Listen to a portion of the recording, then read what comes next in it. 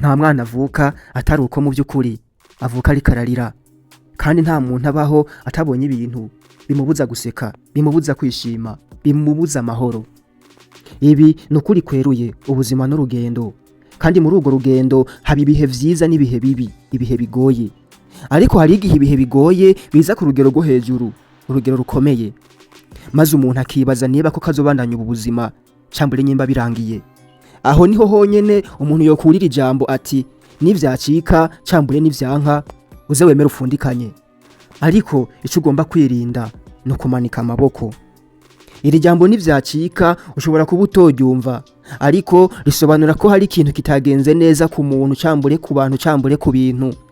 Hari ahantu witeze intsinzi ugasanga wahuye no gutsindwa. Hari ahantu ubuzi ko bizogenda neza ariko bikarangira bigenze nabi. Hari ahantu wubatse urukundo ariko mu by'ukuri weho wareba neza ugasanga wubatse ku musenyi. Hari ahantu ugera ukizera abantu ariko mu by'ukuri ugasanga n'indyarya, ntibakwiye kwizerwa na buri muntu wese. Ubwo buribwe bwose uri kuracamwo ndabizi buragoye kandi burakomeye, ariko ntugire ikibazo, n'igice cy'ubuzima. Uko vyagenze si kuri wewe gusa, abantu bose banyuze mu bintu bisa kandi birenze.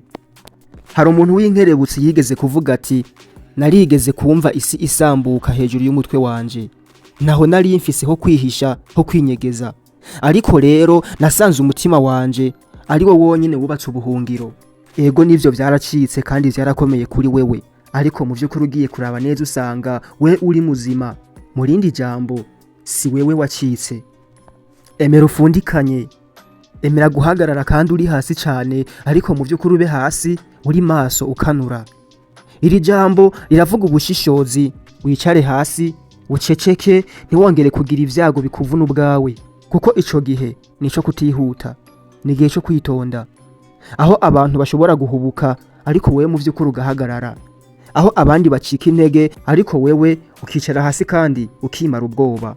Gufundikanya ntibivuze gutsindwa, ahubwo bivuga yuko uri kuriyumvira uko uzosubira guhaguruka. Ni gihe cyo gupanga, cyo kuganira n'Imana, cyo kwiyumvira aho wavuye n'iyuja, kandi ni gihe cibanga cyo kwiyubaka. Irinde kumanika amaboko, irinde gucika intege. Kumanika amaboko ni kimenyetso cyo kwiheba. Ni gihe umuntu abona ko atakindi kintu yokora akavuga ati nta kundi birarangiye, aha biraheze, nanje ubwanje naho ndi muzima nta kintu nkimaze. Ariko mu by'ukuri gihe umuntu ariko ariyumvira mu buryo nk'ubwo, nivyo bintu bituma inzozi zacu zitavaho ziri, zikaburirwa irengero. Uragowe cyane, vuba uzokira. Uri mu mwijima, vuba uzobona umuco. Ariko ivyo vyose bitangurira ku murongo waho wibwira ati sinarangije, ndacafise intambwe imwe yo gutera, ndacafise intumbero naho itaboneka neza. Ibihe bigoye umuntu arimwo ntibivuze iherezo, ntibisigura iherezo ry'ubuzima bwawe.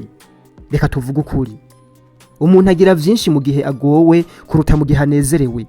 Hari ibijyanye n'ukuri, umwanya, kuba umuntu muzima, ubushuti no kwizera utobona iyo uri mu munezero gusa. Ibihe bigoye n'ishure, simanza ziteka. Iyo wemeye kubana n'ivyacitse ntubihunge, ahubwo ukavyubakirako, niho wumva neza ingufu za rya jambo. Nivyacika uzemera ufundikanye, wirinde kumanika amaboko. Aho abandi bagarukira niho wohera, aho abandi bareka niho wotangurira. Ivy'ibindi bagaya nivyo woshima maze ukavyubakirako. Naho isi yose yokubwira ko warangiye, ntuzigere wemera iryo jambo. Hariho abantu benshi batanguriye ku bibanza vy'icinyizo bagasigara banditswe mu mateka, baraciye mu ndyane, baratsindwa, barashavuzwa, barankwa, ariko ntibigeze bamanika amaboko n'umunsi n'umwe. Kuri uyu munsi nawe ushobora kuba intwari, cyambure ukaba umuhinga, ukazokwandikwa mu bitabo. Ni wewe wifatira ingingo yaho wifuza gushika, waba uri umwana, umusore, umukenyezi cyangwa umusaza. Aya majambo ntareba uriwe, ahubwo aya majambo areba umutima ufise. Ikindi kintu womenya, burya intambwe ntoyi niyo yonyene yinjiza umuntu mu nzira ndende. Hari igihe umuntu yibaza ati nzoshika hehe ko atantambwe nyinshi mfise, akabona yuko uko agerageje ibintu vyose ibihe bitamworohera, yifuza gutera intambwe igaragara, ariko ikiboneka n'akantu gato cyane gasanzwe kadashobora gushimisha umutima wiwe wifuza kwihuta.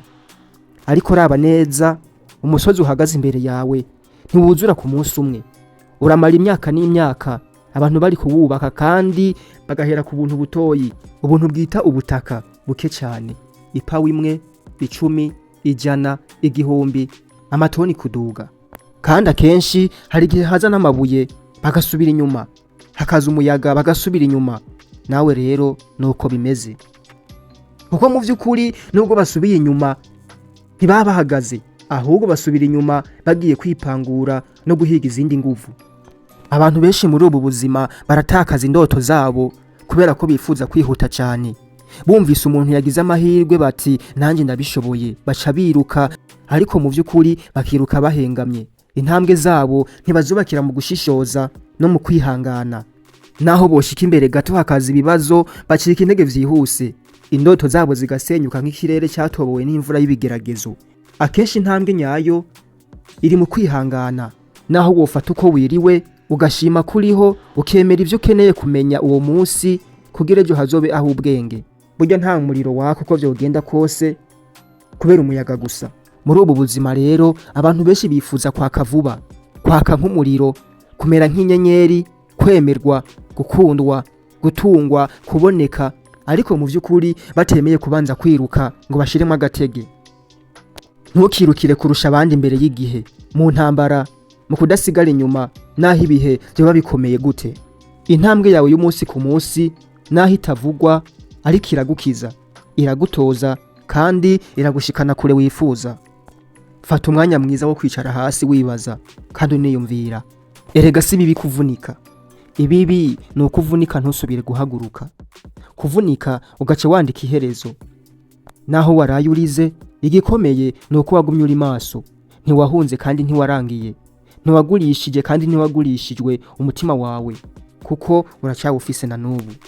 Uri intwari mu mabanga, uri intwari mu mpisho. Uko wambaye, uko usa, ivyo ufise ntibisigura icuri. Icuri ni ivyiyumviro vyawe, umutima wawe, n'ukuntu ushobora kwihanganira ibihe bikomeye. Hariho abantu basa neza, bambara ibintu vyiza, ariko imbere mu vy'ukuri atakigenda, atakiriyo. Hakaba n'abandi bambaye ubusa, bambara nabi, ata mpuzu nziza bafise, ariko umutima wabo mu vy'ukuri akaba ari nk'umuriro utazima. Hari umuntu abura vyose, ariko akaba afise ukwizera, akaba afise vyinshi kurusha ufise vyose, ariko mu vy'ukuri atazi nico vyomumarira. Hari umuntu yifata akavuga ngo mu vyo ndiko ndakora ndabona nta kigenda, ndiko ndakora bike cyane, ariko ivyo bike vyubaka vyinshi. Nufata umwanya wawe ugasoma urupapuro rumwe ku munsi, bizokugira umuhinga. Nufata umwanya wo kurira imbere y'Imana, bizotuma wumva amahoro. Ni wavuga ijambo rimwe ryiza ku muntu, bizohindura umutima wawe. Intambwe ntoyi yinjiza umuntu mu nzira ndende, kandi inzira ndende ishikana umuntu aho abandi badashika. Mu gusozera, ntugacike intege ku ntambwe zawe, ntuzigereranye n'abandi, kuko inzira yawe ni y'umwihariko. Nivyacika uzemera ufundikanye, maze wirinde kumanika amaboko. Ijambo ry'umunsi, kuko imbere y'intambwe ntoyi hari urugendo ruhambaye, kandi imbere yawe hari ivyo utaramenya, hari ivyo utazi, ariko bizoshika kandi uzobibona.